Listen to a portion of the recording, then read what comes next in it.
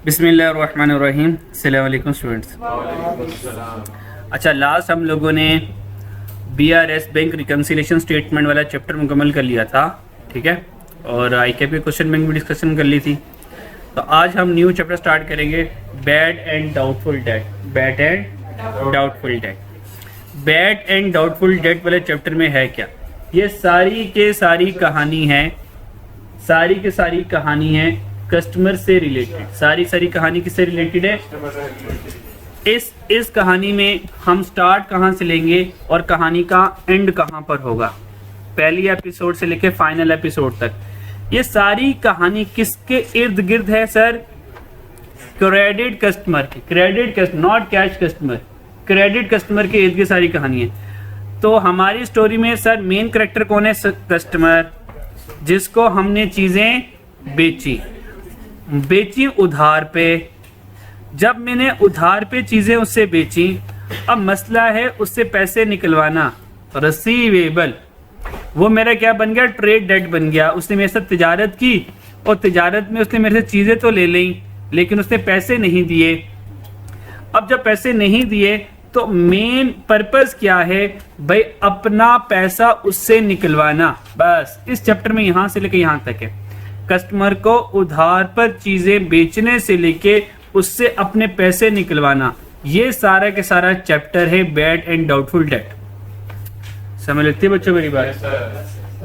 भाई अगर कस्टमर से पैसे मिल गए तो कहानी खत्म ना। और कैश कस्टमर तो बड़ा अच्छा कस्टमर होता है, वो तो चीजें हमसे उसी वक्त लेके उसी वक्त कैश दे देता है, ये तो अच्छा वाला कस्टमर है। ये जो क्रेडिट सेल वाला कस्टमर है, ये क्या कहता है? वादा दे के जाता है, चीजें लेता है, वादा दे के जाता है। चीजें दे दें, आज आप हमें चिप्स के पैकेट दे दें, वादा करता हूं 10 दिन बाद नहीं आऊंगा। आप मुझे ढूंढते रहेंगे, तो मैं आपके हाथ नहीं आऊंगा।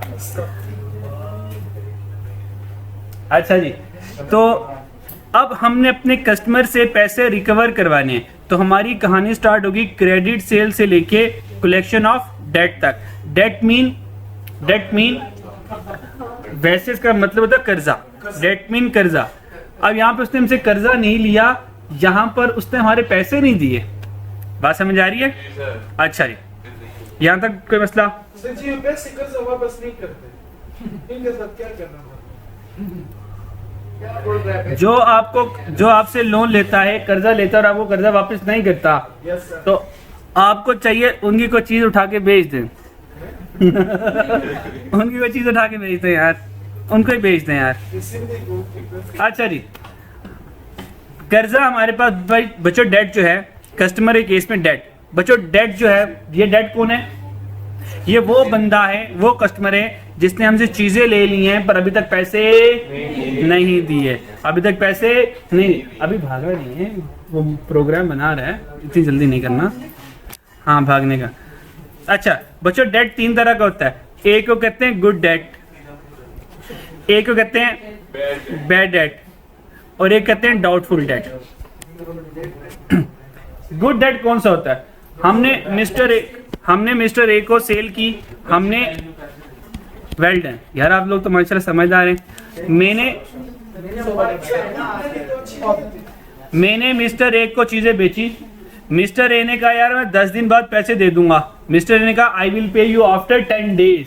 पर मिस्टर ए जब कहता है मैं 10 दिन बाद पैसे दे दूंगा, मिस्टर ए नेक बंदा, श्री बंदा, ये 10 दिन बाद पैसे दे दिया करता है, ये गुड डेट हो गया। बात समझ आई मेरी? यानी कि बिजनेस को मिस्टर ए के साथ डील करते हुए कोई टेंशन नहीं होती, क्योंकि मिस्टर बी जो वादा करता है पूरा करता है। मिस्टर ए वादा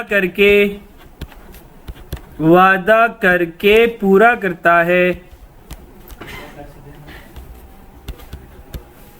तो मिस्टर ए बिजनेस का अच्छा वाला डेट हुआ या बुरा वाला डेट हुआ? अच्छा वाला डेट हुआ। अब आया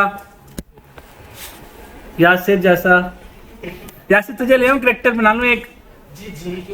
तुझे बहुत बुरा बनाऊं या तेरे पे डाउट करूं? फिर बहुत बुरा कर लेते हैं। ठीक है जी। अच्छा, मिस्टर बी आ गया। नहीं यार, यासिर अच्छा बंदा है यार माशाल्लाह, नाते अच्छे बढ़ते हैं माशाल्लाह यार। ये मिस्टर बी, भाई मिस्टर बी आया, मिस्टर बी आगे मैदान में बच्चों। मिस्टर बी ऐसा बंदा है जो हमसे चीजें लेकर गया और उसने कहा कि मैं 10 दिन बाद वापस आऊंगा। I will pay you after 10 days. I will pay you after 10 days। हमने कहा 10 दिन बाद पैसे मिस्टर ए दे देगा। हमने कहा okay mister B, we trust on you. 10 दिन गुजर गए, हमने कहा आज तो मिस्टर बी आए, पता चला मिस्टर बी उसी दिन की फ्लाइट से दुबई चला गया। क्या कहा है? और मिस्टर बी ने हमारे नाम एक लेटर छोड़ा और कहा कि भाई मैं हमेशा के लिए जा रहा हूँ, मैं हमेशा के लिए जा रहा हूँ।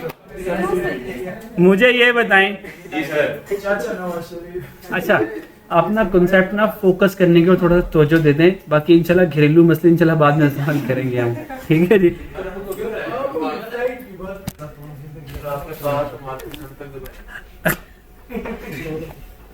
अच्छा जी, मिस्टर बी ने क्या किया, 10वें दिन पैसे देने थे और पता चला 10वें दिन सर मिस्टर बी कहाँ चले गया, दुबई चले गया। और मिस्टर बी ने कहा मैं तो हमेशा के लिए जा रहा हूँ। मुझे बताएं बिजनेस को कोई उम्मीद है मिस्टर बी से पैसे आने की? नहीं। ये मैंने दुबई वाली एग्जांपल दे दी, वैसे ही तो कोई मसला नहीं है, हम वैसे भी पैसे नहीं देंगे दुबई जाए बगैर भी। अगर बिजनेस को अपने किसी डेटर से ये पता चल जाए यार या पैसे नहीं देगा, तो बिजनेस उसको कौन सा डेट क्रिएट कर देता है? बैड डेट डिक्लेयर कर देता है। ये बैड डेटर थे, बुरे वाले डेटर थे। ये असल में बैड डेट का मतलब ये गुड डेट का मतलब गुड डेटर है। ये अच्छा वाला डेटर है। ये है बैड डेटर, ये बुरा वाला डेटर है जो वादा करके गया था पर इसने पैसे नहीं दिए। मुझे बताएं कह सकते हैं बिजनेस का एक्सपेंस हो गया। तो बैड डेट की बिजनेस एंट्री क्या करता है? बैड डेट एक्सपेंस डेबिट और डेटर क्रेडिट, यानी कि इस डेटर को मिस्टर बी को क्रेडिट कर देते हैं कि भाई तुमसे पैसे नहीं आने हैं और तुम्हें हमने एज एन एक्सपेंस के तौर पर रिकॉर्ड कर लिया। और ये अच्छा वाला डेटर है, ये वादा करके पूरा करता है। तो जब ये वादा पूरा करेगा तो इससे पैसे आ गए, तो कैश आया, कैश डेबिट, डेटर कम हो गया, डेटर का कम होना क्रेडिट। तो जो गुड डेटर हमें पैसे देता है ये पेमेंट टाइम पे करता है, तो कैश डेबिट, इसे कैश आएगा तो कैश डेबिट, डेटर क्रेडिट। और जो बुरा वाला डेटर होता है भाई ये पैसे वापस नहीं करता, चीजें लेकर गायब हो जाता है, पैसे वापस नहीं करता। तो बिजनेस क्या करता है, इसको इनकम स्टेटमेंट में as an bad debt expense के तौर पर लिख लेता है कि ये तो हमारा खर्चा हो गया, अब मिस्टर बी से पैसे नहीं आने। क्या ये बात समझ लगती है? अब आया मिस्टर सी कमाल का करेक्टर है। नहीं, मिस्टर सी नाम ही तो दिया हुआ है ना उसको, मिस्टर सी। क्या ख्याल? मिस्टर सी कमाल का करेक्टर है। मिस्टर सी क्या कहता है मैं आपको पैसे दे दूंगा, ठीक है। हम उससे पैसे लेने गए, उसने कहा आपको कहा था मैं दे दूंगा, सब्र तो करें यार, क्या हो गया, मैं कौन सा मरीज जा रहा हूँ, मैं कौन सा मुल्क छोड़ के जा रहा हूँ यार, आपको दे दूंगा इंशाल्लाह, अगले हफ्ते आइएगा। अगले हफ्ते गए मिस्टर सी के पास, मिस्टर सी पैसे, मिस्टर ने कहा आपको कहा था मैं दे दूंगा, ठीक है। अब मिस्टर सी के बारे में ना हमें डाउट हो गया। हमने कहा यार या तो ये पूरी तरह हाँ नहीं कर रहा या तो पूरी तरह ना भी नहीं कर रहा, ये लारे लगा कर रहा है, ठीक है जी। अब मिस्टर सी के ऊपर ना हमें कंफर्मेशन नहीं आई, इसके ऊपर हमें एक डाउट क्रिएट हो गया। क्या हो सकता है साल के आखिर एक वक्त तो आएगा ना जब मिस्टर सी कुछ ना कुछ तो पैसे देगा। अब मिस्टर सी के ऊपर हमें शक हुआ। क्या हुआ? शक हुआ कि पता नहीं यार ये पैसे देगा या नहीं देगा। अब मिस्टर सी के ऊपर डाउट है, तो डाउट तब क्रिएट होता है या डाउटफुल डेटर तब क्रिएट होते हैं जब बिजनेस को कंफर्म ना हो कि ये बंदा फ्यूचर में पैसे देगा या नहीं देगा। लेकिन मिस्टर सी ने ना तो नहीं की ना, मिस्टर सी ने ना नहीं की, लेकिन मिस्टर सी ने उम्मीद दिलवाई हुई है कि पैसे तो मिल जाएंगे। तो दैट्स व्हाई उसी उम्मीद के ऊपर बिजनेस इसको एक्सपेंस रिकॉर्ड नहीं करता। बिजनेस कहता है कि भाई मुझे शक है कि शायद आप पैसे ना दो, लेकिन क्योंकि आप ना नहीं करें, मुझे उम्मीद भी है कि हो पता है आपकी गैरत जाग जाए और आपके वाकई यार आजा पैसे ले जा, तो मैं हो सकता हूँ आपसे पैसे ले जाऊं। तो अब बिजनेस क्या करेगा, बिजनेस क्या करेगा, इसके लिए एक प्रोविजन रिकॉर्ड करेगा। क्या करेगा? इस शक की बेस के ऊपर, इस शक की बेस के ऊपर बिजनेस क्या रिकॉर्ड करेगा? प्रोविजन। और इस प्रोविजन को अलाउंस कहते हैं। क्या कहते हैं? अलाउंस कहते हैं। अच्छा, प्रोविजन का मतलब ये होता है कि भाई कंफर्मेशन नहीं है, हो सकता है कि ये इतने पैसे ना दे, हो सकता है ये इतने पैसे ना दे। अब बिजनेस ये कहता है कि यार मिस्टर सी के बारे में ना, एग्जाम्पल ले लेते हैं यहाँ पे। भाई हमने तीनों को हमने 10-10 हजार की क्रेडिट सेल की हुई है। इन तीनों को 10-10 हजार की क्रेडिट सेल की हुई है, क्रेडिट सेल तीनों को की हुई है। तो भाई ये मिस्टर ये अच्छा वाला बंदा था, इसने हमें 10,000 रुपए दे दिए। तो बिजनेस के बाद 10,000 रुपए आगे, तो बिजनेस ने 10,000 रुपए डेबिट कर दिया।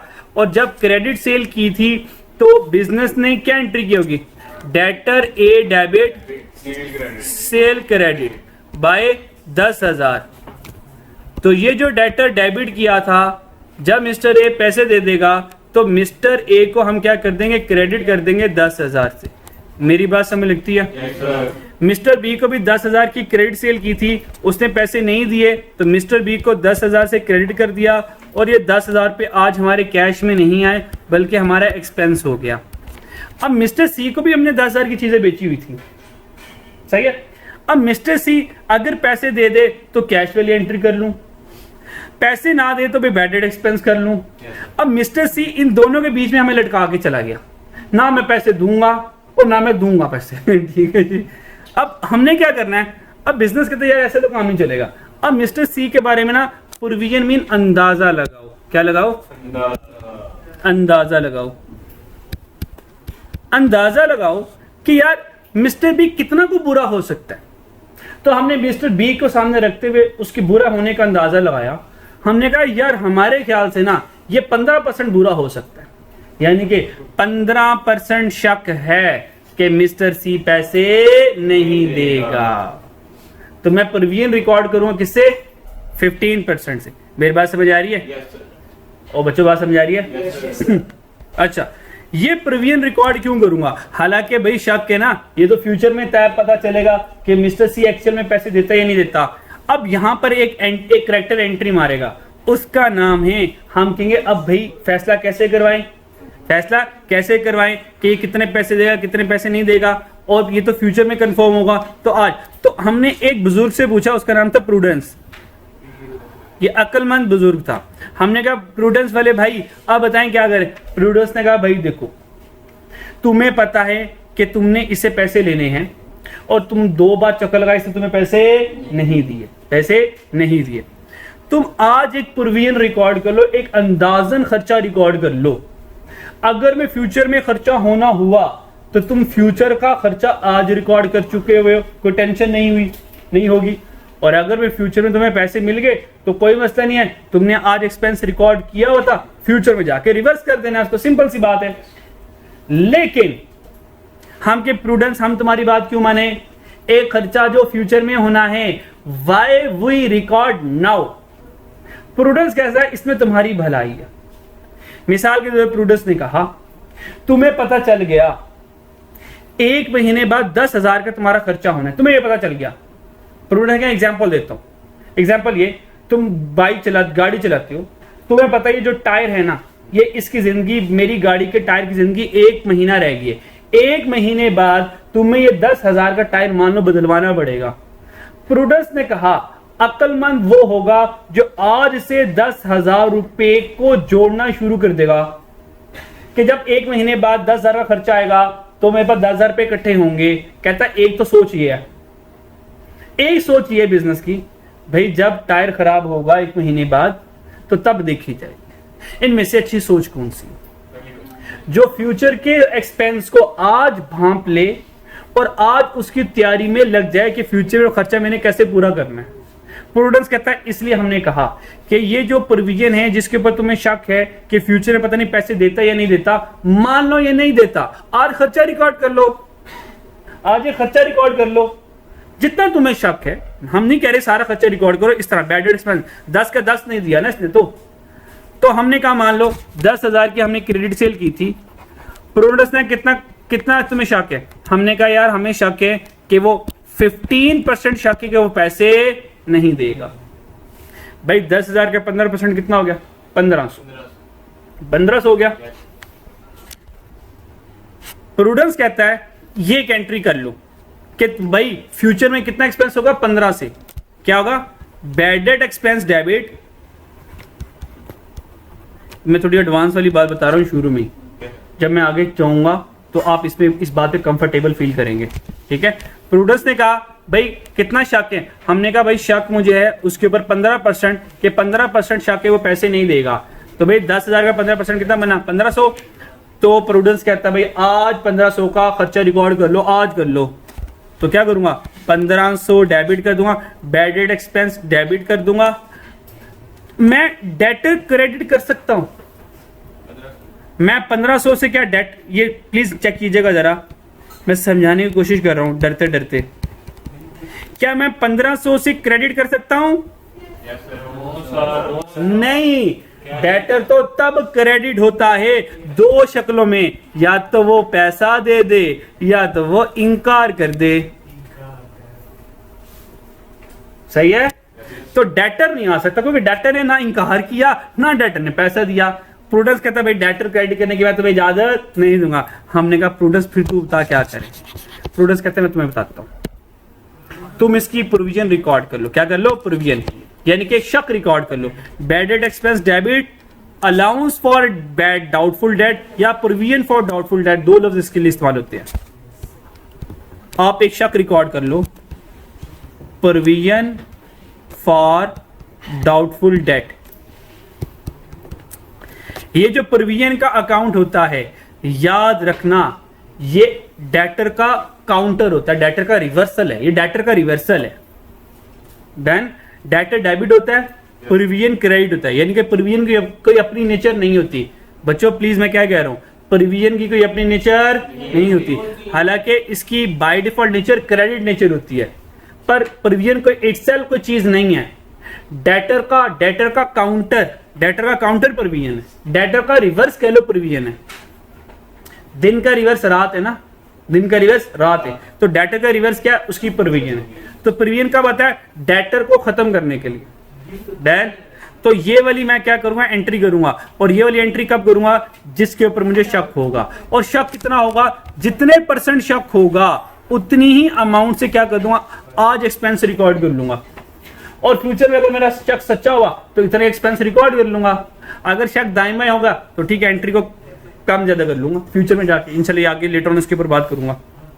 कुछ ज्यादा बातें कर दी मैंने, है ना? अब मैं इसको समराइज कर रहा हूं। अब आसान गुड डेट्स की कोई टेंशन नहीं है भाई, ये तो हमारी सेल रिकॉर्ड हो गई, कोई टेंशन नहीं है। बैड डेट एक्सपेंस की भी कोई टेंशन नहीं है, क्यों भाई? नुकसान हो गया। मसला ये वाला तीसरा, मिस्टर सी टेंशन सारी देके रखेगा इस वाले चैप्टर में, डाउटफुल डेट। बात समझ आ रही है? तो mister C is the dangerous person. सही है, आगे चलते हैं।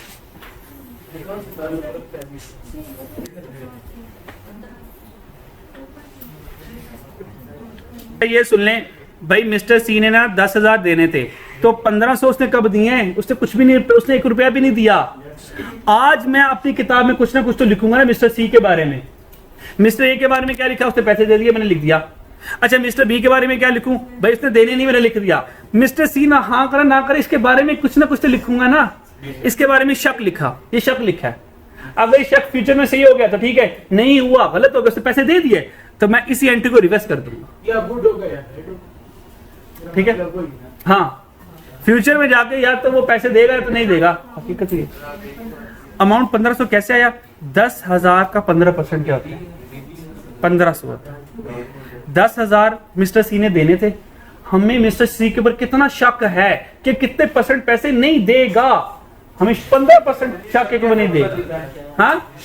हाँ, शक का कैसे पता चलता है अली? जब मैं तेरे साथ 3-4 ट्रांजैक्शन करूंगा ना तो मुझे तेरा इच्ची विच्ची पता चल जाएगा, है ना? तो मुझे पता चलेगा कि अली इतनी गोलियां करवाता है, इतने बहाने मारता है, घर में होता है कहते छोटा कर सर को घर पे नहीं है, सही है?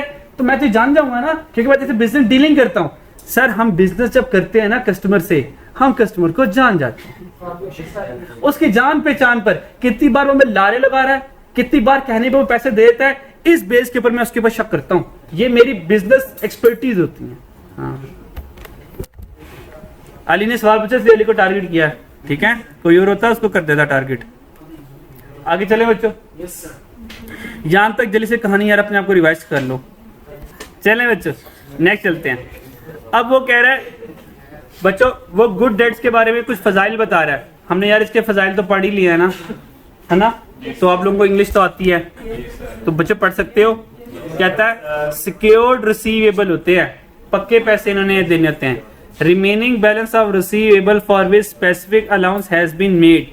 कहता है कि अगर अलाउंस हमने कोई क्रिएट किया है तो जो रिमेनिंग बैलेंस बचता है, ठीक है,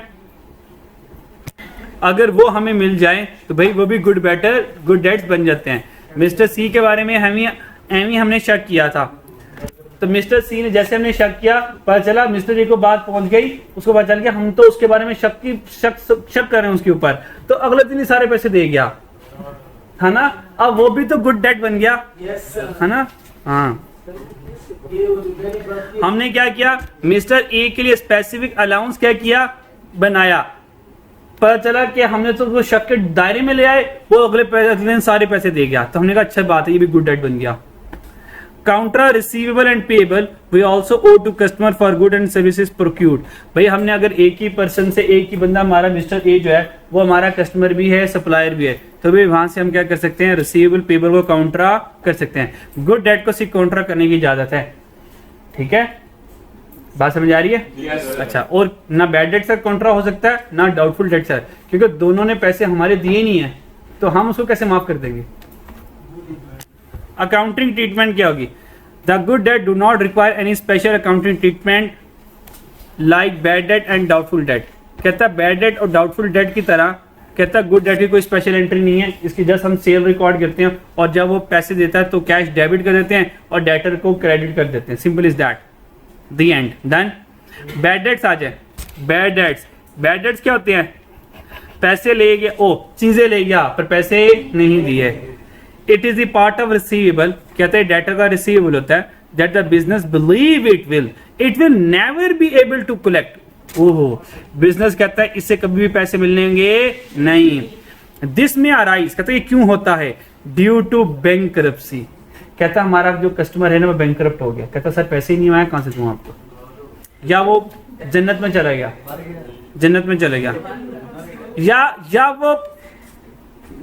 या वो पाकिस्तानी बन गया या वो डिसऑनेस्ट हो गया, डन। जैसे मैंने दुबई वाली एग्जांपल दी, पैसे लेके भाग गया।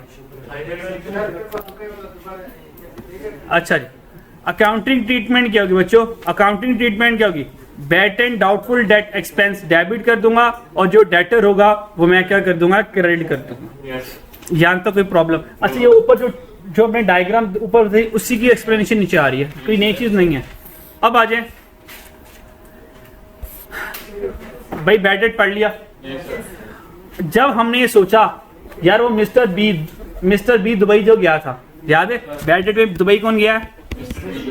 मिस्टर बी दुबई गया और हमने सोचा यार वो तो डिसऑनेस्ट हो गया, वादा करके भाग गया। मिस्टर बी को पता चल गया कि उसके बारे में हम ये सोच रहे हैं कि वो दुबई चले गया और हमारे कभी पैसे नहीं देगा। मिस्टर बी को पता चल गया, उसने मुझे कॉल किया, कहा तू भाई का ऐसा समझता था यार, मतलब ऐसा हूं, मतलब तेरे पैसे लेके मैं दुबई भाग जाऊंगा और तेरे पैसे कभी नहीं दूंगा। उसने कहा बता तेरा जायज कैश नंबर क्या है बता तेरा बैंक अकाउंट नंबर क्या, अभी बता दे रहा। तो हमने उसको बैंक अकाउंट नंबर दिया और उसने पैसे वापस कर दिए। हालांकि मिस्टर बी के बारे में मैं तो ये वाली एंट्री कर चुका था, है ना, कि मिस्टर बी तुमसे पैसे नहीं आएंगे, तुम तो बैड डेट हो, तो bad debt expense debit, receivable credit. अब मिस्टर बी ने तो सुन ली बात और पैसे दे दिए। अब मैं ये जो रिटर्न ऑफ, ये बैड डेट रिटर्न ऑफ का मतलब है we declare mister B as a bad debt. अगर हम बैड डेट डिक्लेयर कर दें और अपनी किताबों में लिख लें, इसको कहते हैं रिटर्न ऑफ बैड डेट, कि हम बैड डेट डिक्लेयर कर चुके हैं। उसने पैसे दे दिए, मैं क्या करूंगा, इस एंट्री को रिवर्स कर दूंगा। Recovery of bad debt, recovery of bad debt, recovery of bad debt के दो तरीके। बैड डेट की एंट्री क्या की थी मैंने मिस्टर बी के साथ,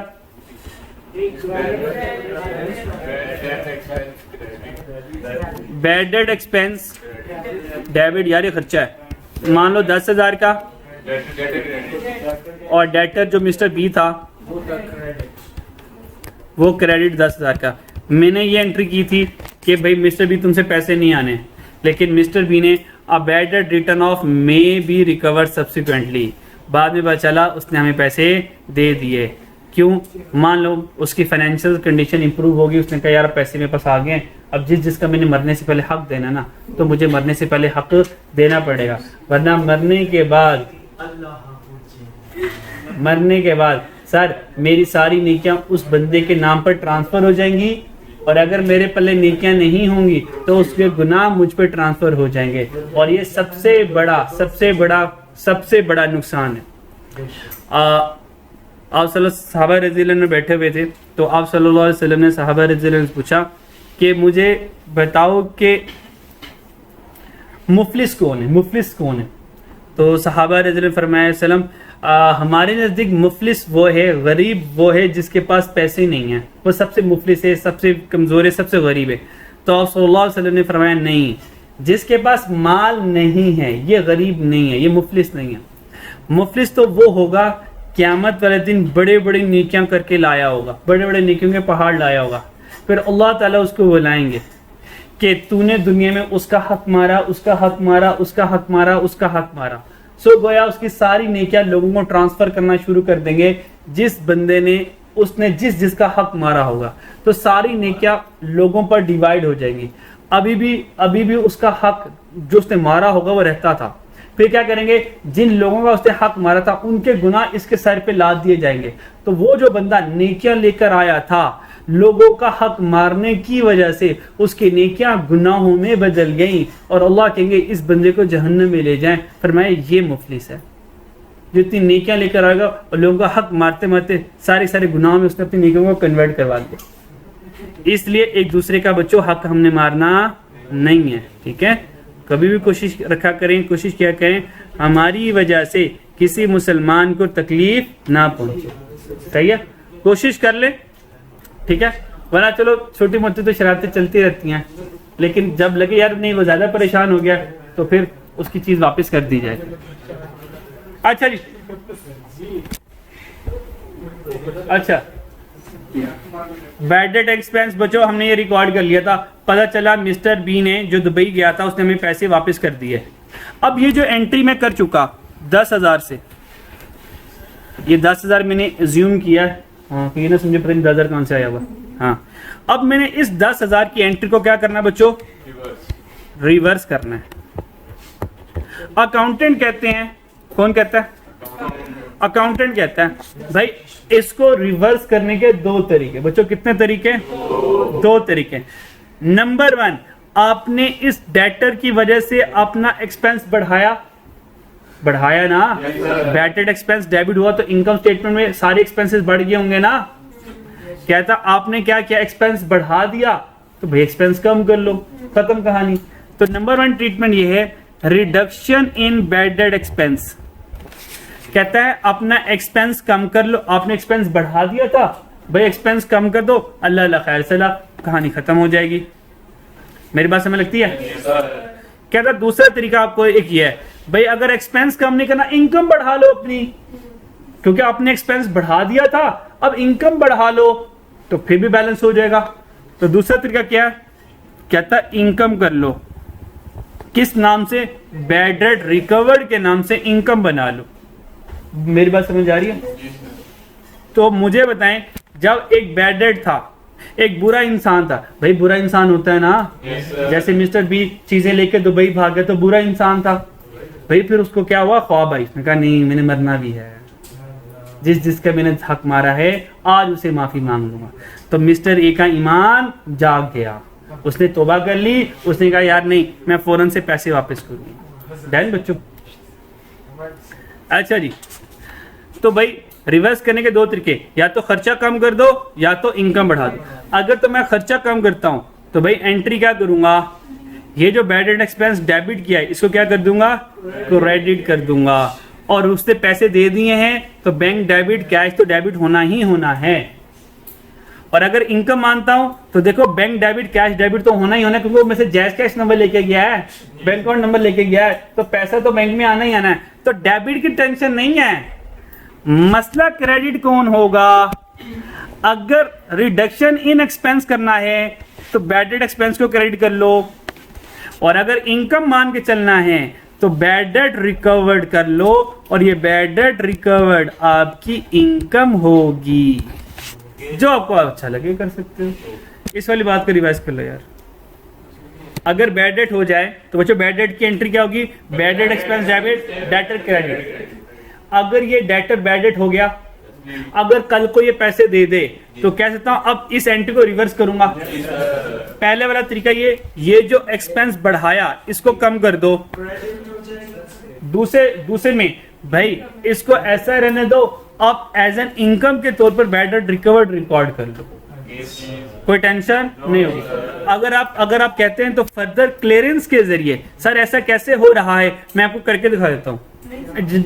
डबल एंट्री से आ गया, अच्छा चलो ठीक है, फिर ज्यादा पंगा नहीं लेता। ओके, वरना इसकी एक रेक्टिफिकेशन एंट्री बनाकर पता चल सकती थी हमें। अच्छा नहीं चलो ओके ठीक है, आके नहीं सर का आगे चलते हैं। नहीं अच्छा आगे आ जा भाई। डाउटफुल डेट, भाई डाउटफुल डेट कौन था, मिस्टर सी। अब मिस्टर सी की शान के बारे में के सीधे पढ़ते हैं। हेलो बच्चों, मिस्टर सी आ गया। मिस्टर ई अच्छा इंसान था, मिस्टर बी बुरा इंसान था, पर उसने तौबा कर ली उसने, और वो भी पैसे दे दिए उसने भी। अब मिस्टर सी आ गया। डाउटफुल डेट जिसके ऊपर हमें क्या था, डाउटफुल डेट मीन ये ऐसा बंदा है जिसके ऊपर हमें शक है। डाउट मीन शक होता है ना, डाउट मीन शक होता है। It is the amount owed by customer receivable that the business believe might prove difficult to collect. कहता है इससे पैसे कलेक्ट करना बड़ा डिफिकल्ट है, बट स्टिल उम्मीद टू कलेक्ट इट, है ना, पर भी उम्मीद है कि हम कलेक्ट कर सकते हैं। मिसाल कहता अब ना बिजनेस वाली एग्जांपल वो देने लगे। सर बिजनेस वाली एग्जांपल, सम टाइम ना कुछ कस्टमर ऐसे होते हैं वो किसी डिस्प्यूट, मान लो किसी केस में फंसे हुए हैं, वो कह रहे हैं यार केस का फैसला आए तो मैं तय कर पाऊँ कुछ, ठीक है। मान लें a disputed invoice with customer और past experience that some customer might not pay. कहता कुछ कस्टमर के साथ हमारा कुछ ऐसा पास एक्सपीरियंस गुजरा जिसकी वजह से हमें पता चल गया यार ये कस्टमर जल्दी पैसे देता नहीं है, ठीक है, और कभी कभार देता ही भी बड़े काम में और कभी बहुत लेट कर दिया करता है। अब जिसके ऊपर शक होगा उसकी अकाउंटिंग ट्रीटमेंट क्या करेंगे। अच्छा, अकाउंटिंग ट्रीटमेंट आपको मैंने पता प्रूडेंस ने क्या कहा था, प्रूडेंस ने कहा था अगर ये कल को फ्यूचर में तुम्हें पैसे ना दे तो भाई प्रूडेंस क्या कहता है, अगर आपको पता चल जाए आज कि एक एक्सपेंस फ्यूचर में होने वाला है तो प्रूडेंस कहता है फ्यूचर के एक्सपेंस को रिकॉर्ड कर लो आज। ये बात मैंने प्रूडेंस की आपको बताई है पहले। प्रूडेंस क्या कहता है, फ्यूचर के एक्सपेंस को आज रिकॉर्ड कर लो। क्या फ्यूचर की इनकम को भी रिकॉर्ड कर लो? कहता नहीं, इनकम तब रिकॉर्ड करनी व्हेन यू अर्न, हाँ, और एक्सपेंस तब रिकॉर्ड करना है व्हेन इनकर्ड। एक्सपेंस हो गया, होना है, रिकॉर्ड कर लो, भैया फ्यूचर में होना है। कहता है बाकी इंग्लिश पढ़ लोगे कि मैं रीडिंग कर दूं? कर लोगे? अच्छा है जा ब्रेक देता हूं। अच्छा, अकाउंटिंग ट्रीटमेंट पढ़ने लगे। Applying the prudence concept asset must not be, कहता है प्रूडेंस कहता है एसेट को ओवरस्टेट नहीं करना। These are also charge as an expense, कहता है हम इसको एक्सपेंस के तौर पे चार्ज कर लेंगे।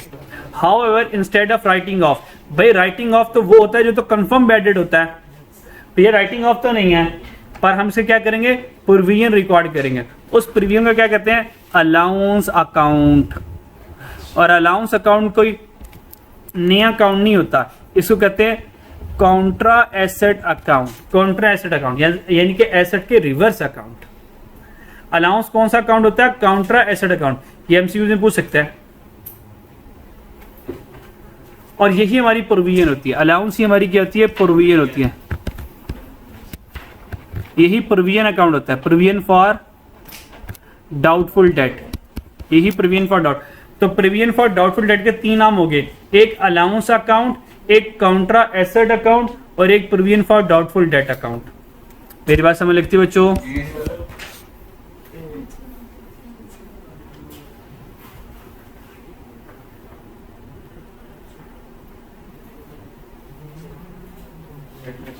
और ये लिखा हुआ है भैया अलाउंस अकाउंट को क्या कहते हैं? Provision for doubtful date. Provision for doubtful date.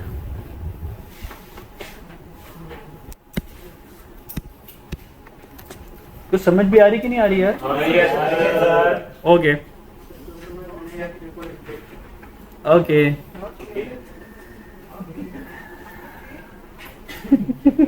अच्छा जी, तो अलाउंस दो तरह का होगा। हमने कहा भाई जिसके ऊपर शक होगा उसकी हम प्रोविजन रिकॉर्ड कर लेंगे। प्रोविजन को अलाउंस भी कहते हैं और कॉन्ट्रा एसेट अकाउंट भी कहते हैं। ये जो अलाउंस होगा यानी कि जो प्रोविजन रिकॉर्ड करेंगे, प्रोविजन 2 तरह की होती है। एक को कहते हैं स्पेसिफिक प्रोविजन और एक को कहते हैं जनरल प्रोविजन। स्पेसिफिक प्रोविजन हमारा खासो खास कस्टमर होगा जिसके बारे में पता है कि यार इसने तो पैसे देने ही देने नहीं है, इसके ऊपर तो शक तो है ही, पक्का शक है। और कुछ ऐसे कस्टमर होंगे जिनके बारे में हमें कुछ पता नहीं होगा, उन सब के ऊपर एक जनरल प्रोविजन रिकॉर्ड कर लेंगे। ठीक है। स्पेसिफिक प्रोविजन किसके ऊपर होगी भाई? ये स्पेसिफिक पर्सन पर होगी। वजह किसके ऊपर होगी? स्पेसिफिक पर्सन पर होगी। स्पेसिफिक डिस्प्यूटेड या डिफिकल्ट डेट के ऊपर होगी। मान लो हमने कहा मिस्टर सी, इसके ऊपर स्पेसिफिक प्रोविजन सेपरेटली इसके ऊपर 20% चार्ज करूंगा शक। मिस्टर डी के ऊपर 15% शक चार्ज करूंगा। This is called specific provision. बाकी मुझे कस्टमर के बारे में पता नहीं है यार, इनके बारे में क्या होगा, उनके बारे में क्या करूंगा, उनके ऊपर शक कैसे रिकॉर्ड करूंगा? उनके शक सुन ले। मान लो टोटल रिसीवेबल होगा मेरा। हेलो बच्चों, क्या टोटल डेटर्स होंगे? एग्जाम्पल दे रहा हूं। मान लो टोटल डेटर्स जितने भी मेरे कोई 10 के करीब कस्टमर्स हैं, उन सब ने मेरे कितने पैसे देने हैं? 10,000 रुपए देने हैं। मां समझ आ रही है? उनमें से कुछ के बारे में तो पता चल गया भाई ये पैसे देने वाले, बोलो यार भाई ये तो बैड डेट्स हो गए। ये क्या हो गए? बैड डेट्स हो गए। मान लो 2,000 के बारे में पता चल गया इन्होंने पैसे नहीं देने। इसका मतलब 10,000 रुपए लेने थे सारे डेटर से। 2,000 तो मिलने नहीं, पीछे कितने रिसीवेबल रह गए रिमेनिंग? इन 8,000 के ऊपर एक जनरल शक क्रिएट कर लूंगा। यार हो सकता है 8,000 में से अब माइनस करूंगा प्रोविजन। माइनस क्या करूंगा? प्रोविजन। हो सकता है 8,000 रुपए में से 10% डेटर ऐसे हैं जो शायद पैसे अभी ना दे, फ्यूचर में दे दे, अभी ना दे। 8,000 का 10% कितना हो गया? 800। वो माइनस करूंगा तो 8,000 में से 800 माइनस किया तो आंसर कितना आया? 7,200। ये जो 7,200 होगा, ये 7,200 होगा, ये मैं डेटर या रिसीवेबल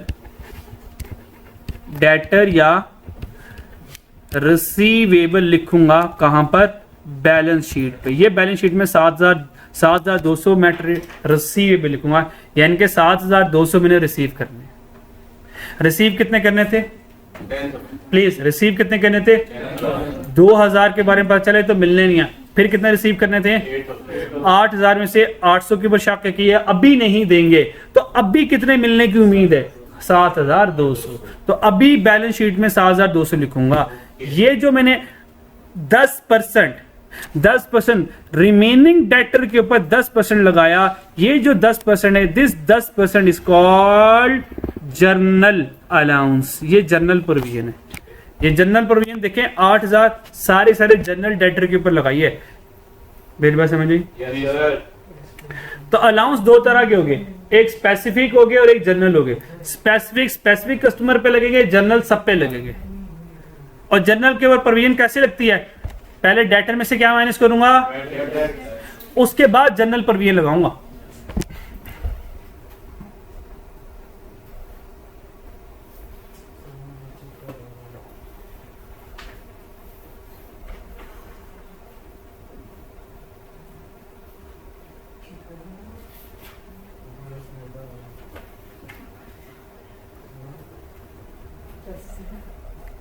ये बात समझ लग गई? अब मैं इसी को ही थोड़ा सा फर्दर एक्सप्लेन कर रहा हूं, प्लीज इसी को फर्दर एक्सप्लेन कर रहा हूं।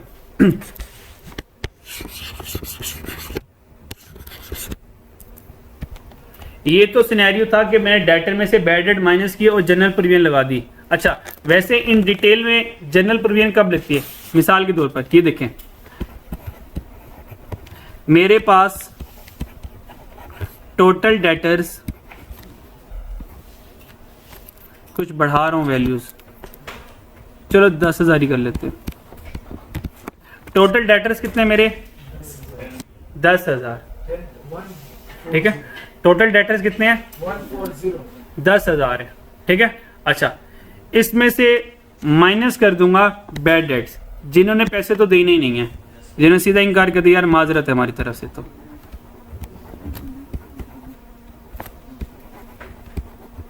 तो बैड डेट माइनस कर दिए, मान लो 2,000 रुपये मिलने ही नहीं है। ये वाली बात मेरी समझ लगती है? भाई पीछे कितने पैसे रह गए? 8,000 रुपये लेने वाले रह गए। मेरी बात समझ लगती है? अच्छा प्लीज अब ये बातें गौर सुननी है। 8,000 रुपये में से गुड डेट्स, भाई 1000 डेटर अच्छे थे, जो मेरे अच्छे वाले डेटर थे उन्होंने मुझे पैसे दे दिए, तो भाई 8,000 में से 1000 पे उनकी तरफ से आगे पीछे कितना रह गए? 7,000 रुपये रह गए। यहाँ तो कोई मसला? अब 7,000 रुपये में अब दो लोग आ गए। अब देखो ये वो वाली कंडीशन बन गई जो मैंने अभी पीछे करवाई थी, लेकिन वहां पे गुड डेट्स नहीं आए हुए थे, आज गुड डेट्स भी आ गए। यानी कि 10,000 रुपये टोटल मैंने लेने थे, 2,000 तो लोगों ने कहा नहीं देने, हमने कहा ठीक है यार नहीं लेने कोई मसला नहीं है। अब 8,000 रुपये लेने रह गए रिमेनिंग। उन 8,000 में से 1,000 रुपये मुझे मेरे गुड डेट ने दे दिए। अब 7,000 रुपये लोगों से लेने बाकी रह गए। ये बात समझ लगती है? अब इस 7,000 रुपये में अब प्रोविजन रिकॉर्ड करूंगा। इस 7,000 में क्या रिकॉर्ड करूंगा? प्रोविजन। यानी कि इस 7,000 रुपये में से अब मैं माइनस करूंगा यहां से प्रोविजन। अब प्रोविजन मुझे पता दो तरह की होती है। प्रोविजन कितनी तरह की होती है? दो तरह की। तो सबसे पहले मैं स्पेसिफिक प्रोविजन लगाऊंगा। स्पेसिफिक प्रोविजन मान लें वो 2% थी। स्पेसिफिक प्रोविजन क्या थी? वो 2% थी। ठीक है, या 5% कर लेते हैं। एक डेटर था मेरा, एक डेटर था, उसने 1,000 रुपये देने थे। मान लें 1,000 रुपये में से 5% स्पेसिफिक प्रोविजन के, वो शक के कभी नहीं देगा। भाई 1,000 का 5% कितना हुआ? 50। तो भाई ये स्पेसिफिक प्रोविजन कितनी आ गई? 50 की आ गई। तो 7,000 रुपये में से 50 में क्या कर दूंगा? माइनस कर दूंगा। अब बताओ रिमेनिंग क्या बचा?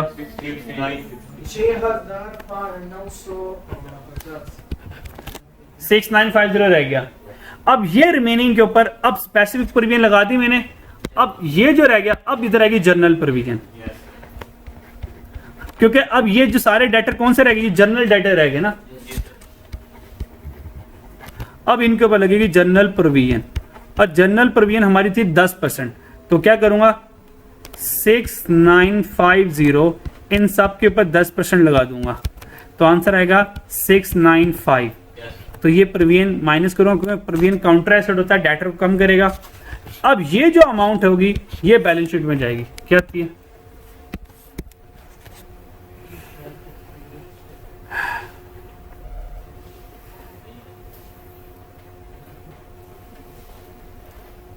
आज कैलकुलेटर से आंसर आ जाएगा इसका आज की तारीख में कितना? 6255। ये 6255 बैलेंस शीट में एज अ डेटर या रिसीवेबल के तौर पर जाएगा। ठीक है, तो ये हमारा सारा सिनेरियो होता है जनरल प्रोविजन और स्पेसिफिक प्रोविजन को रिकॉर्ड करने का। अब बस डबल एंट्रीज पढ़ाऊंगा फिर खत्म।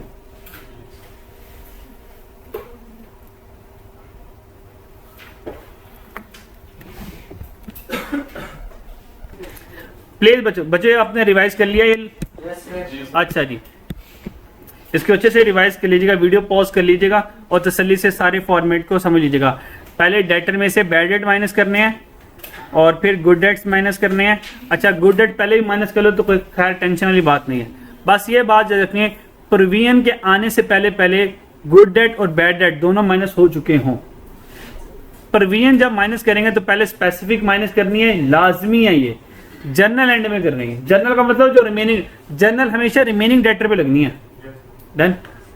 और स्पेसिफिक देखें, ये 1000 वाला डेटर था जिससे 5% पैसे शक थे, तो इसको देखो 1000 के साथ लेकर आया हूं। क्या जनरल के साथ स्पेसिफिकली नहीं, ये जो रिमेनिंग अमाउंट है जनरल प्रोविजन इस रिमेनिंग अमाउंट पे देखिए मैंने लगाई हुई है। क्या स्पेसिफिक के लिए 7000 लिया? नहीं, स्पेसिफिक 1000 वाला था वो। अच्छा, आगे यहाँ पे है भाई, ये जो हमने अलाउंस बनानी है भाई, ये जो हमने अलाउंस की एंट्री की, बैड डेट अलाउंस डेबिट और allowance for doubtful date credit. अब इसका मैं अकाउंट बनाने लगा हूं। बस इसका क्या बनाने लगा हूं? अकाउंट, टी अकाउंट बनाने लगा हूं। तो टी अकाउंट का नाम क्या? Allowance for bad and doubtful account. Allowance का मतलब प्रोविजन भी होता है, अलाउंस का मतलब प्रोविजन भी होता है। मुझे बताएं, ये जो अलाउंस वाला अकाउंट बनता है ये एसेट का रिवर्सल अकाउंट है, डेटर का डेबिट, डेटर रिसीवेबल डेबिट होता है। तो मुझे था अलाउंस की नीचे डेबिट होगी क्रेडिट होगी? क्रेडिट होगी। तो याद रखेगा अलाउंस का हमेशा बैलेंस बीडी क्या होगा? क्रेडिट साइड पर होगा। एग्री करते हो मेरी से? और जब बैड डेट एक्सपेंस हुआ तो एंट्री क्या करता हूं? Bad debt expense debit, allowance credit. तो अलाउंस की क्रेडिट साइड पे कह सकता हूं बैड डेट एक्सपेंस आएगा। एग्री करते मेरी बात से? तो क्या करेंगे, इस ओपनिंग में से बैड डेट एक्सपेंस दोनों को ऐड करेंगे और ये प्रोविजन का कैरी डाउन आ गया, क्लोजिंग बैलेंस ऑफ प्रोविजन आ गया। कोई परेशानी? ये वाला अकाउंट तब बनेगा जब हमारा अलाउंस इंक्रीज होगा। अलाउंस को क्रिएट करना या अलाउंस का ज्यादा होना, तो ये एंट्री होती है bad debt expense debit, allowance credit. और अगर अलाउंस कम हो रहा है, अलाउंस कम हो रहा है, अलाउंस कब कम होगा? जब वो डेटर क्रिएट जो मैंने किया था उसने पैसे दे दिए, सही, या मैंने ज्यादा अलाउंस क्रिएट कर लिया, अब अलाउंस कम क्रिएट करूंगा। अलाउंस कम क्रिएट करने के लिए क्या करूंगा? ये जो बैड डेट को डेबिट किया क्या कर दूंगा? क्रेडिट किया और अलाउंस खुद क्या हो जाएगा? डेबिट। जब अलाउंस डेबिट हो जाएगा तो डेबिट साइड पे देखें बैड डेट एक्सपेंस आ रहा होगा। तो अलाउंस का ओपनिंग बीडी, क्योंकि अलाउंस एक क्रेडिट नेचर का अकाउंट है, अलाउंस एक क्रेडिट नेचर का अकाउंट है क्योंकि काउंटर एसेट है। तो ये ओपनिंग में से क्या किया? बैड डेट एक्सपेंस माइनस किया तो ये कैरी डाउन आ गया।